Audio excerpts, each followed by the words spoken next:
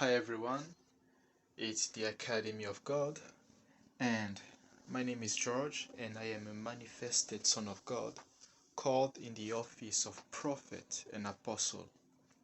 And today I wanted to share concerning marriage, and marriage in a kingdom sense, in a heavenly sense. Now, first of all, we need to understand what marriage is.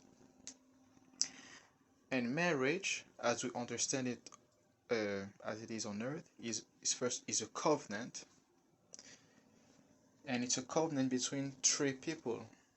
You, also, I mean, a man, a woman, and God. And in that covenant, there is blood. There is a sacrifice that is offered, and that sacrifice is Jesus Christ, right?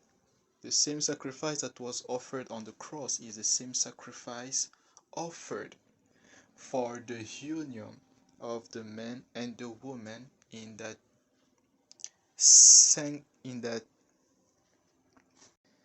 sacred covenant that is marriage.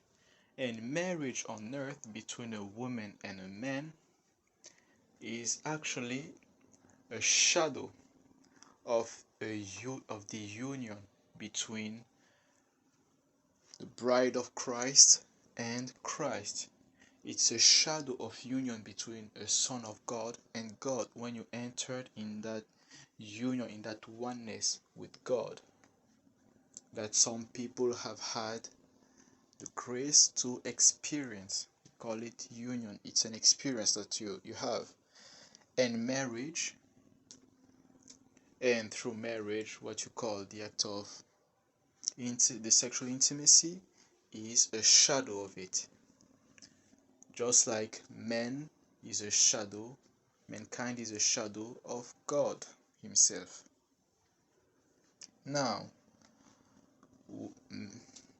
what I wanted to start with this part of marriage, this aspect of marriage, to let you understand that the reason why marriage is so sacred is not because of the act itself, but it's because of what it represents. It represents something that is really, really sacred in heaven, which is the union between God and his between God and his bride, Jesus and his bride.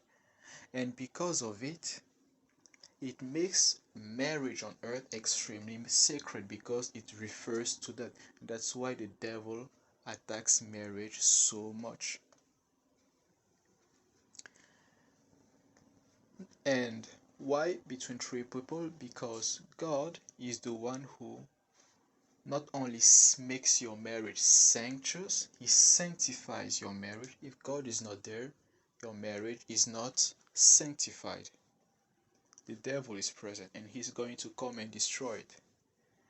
God is what makes it sanctified, and he is what covers the man and the woman in that sort of bubble under his wings. So he covers both of them under his hand to maintain them together. He covers them in oneness. That's why if your marriage is covered by God, it's going to last as long as both of you remain under his covering. It will last. That love that people say the love dwindles, it's not going to dwindle. It's going to increase because God will keep fanning that love so that it goes higher. It's like a burning incense to him. Because yes, marriage honors God because of what it represents.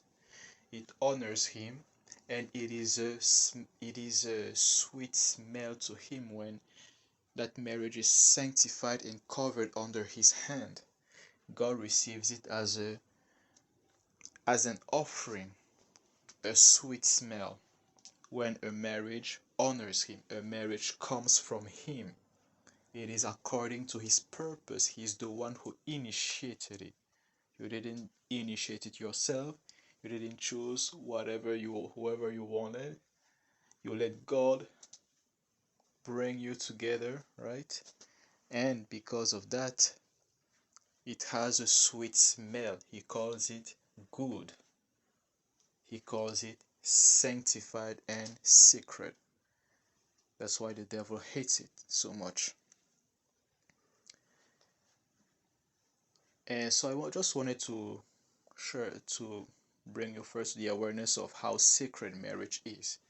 Now, what I wanted to share to you guys is concerning what the Lord taught me, and it's kind of frightening because basically what the Lord taught, Jesus taught me is that marriage either launches a man's destiny or it destroys your destiny. It's either a make it or it breaks you.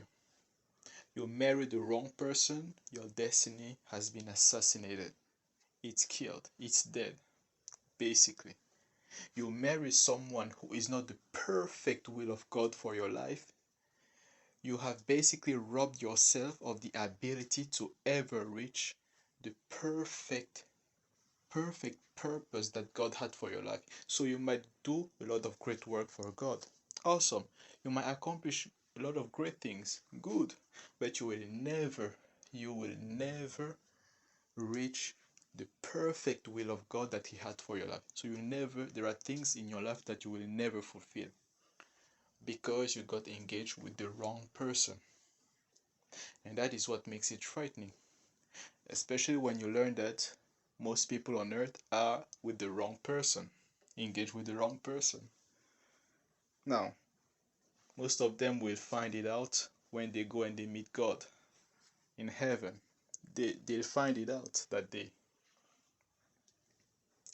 And that's what made it really frightening to me. Because you can do everything good. You can get engaged with the most amazing person that you think, oh, this person is so sweet, this girl is so amazing, she loves God, whatever. This man he's a real man of God, he's a this and that, he's a prophet, whatever suits you. But because God, it wasn't in his purpose, in his plan to put both of you together, because of that, there are things that you will never fulfill in your life. You have robbed yourself from reaching the perfect will of God in your life. You'll reach the good will, His acceptable will, but never His perfect, never the perfect vision that He had for you. Because He never envisioned you together. You went and you envision yourself together with that person, and then you ask God to bless it, which is something that we do a lot.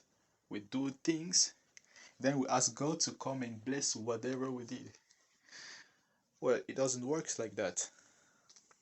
Second thing that makes it frightening, God doesn't bless a relationship just because you ask Him to do so. God only blesses whatever He initiated. That's why Jesus said, let no man separate what God has joined together, right? It is God who joins together.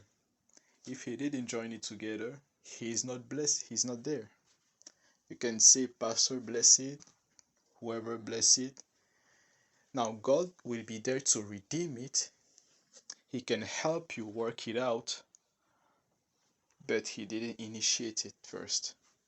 But thanks to His mercy, He can make it work out.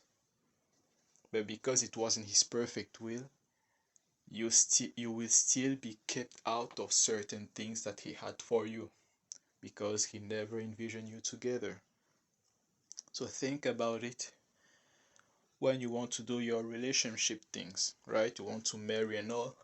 Think deeply about it. Seek God concerning that. Is it His will, right? Let God lead you to the person He has for you. And don't let the enemy rob you of the right person. Don't let him bring you a counterfeit.